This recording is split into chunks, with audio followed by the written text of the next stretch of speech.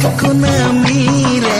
चुरु गमके बुसाड़लेन में मोड़े माहित रे सिही सोल महाबर दो चंपा गाड़ बकुल दो मार्शाल आरसाल ओ सिही सोल महाबर दो चंपा गाड़ बकुल दो मार्शाल आरसाल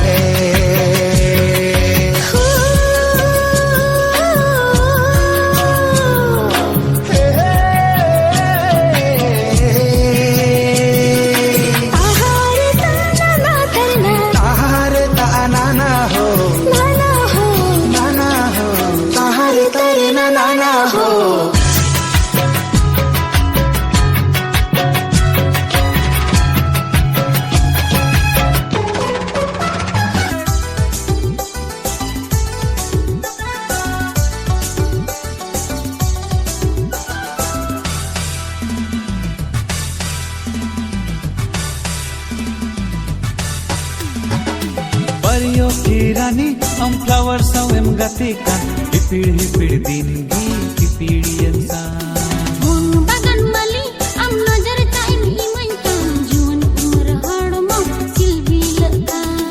मोन बगन मली इन घने घने कोयो का दिल सिरमा आम साव फूड सना कुकुमोरे संगे में मिल सिरमा ने दिन में हिले हिपिड़ दिनगी चोचेरे में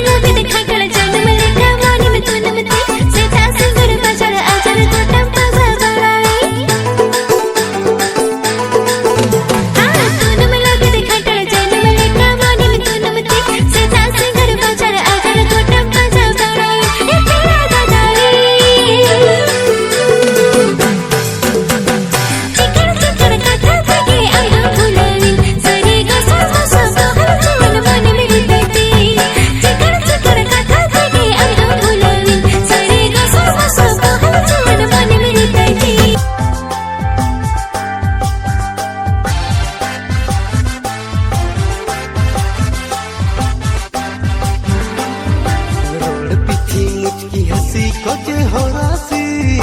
आम नीलते मोने मा धाक धकोती और पीछे मुझकी हंसी कोके हो रासी आम नीलते मोने मा धाक धकोती आजू में से ना एका पुरुमाली मोने मोने तुम्हें भालोबासी सरिगे आजू में से ना एका पुरुमाली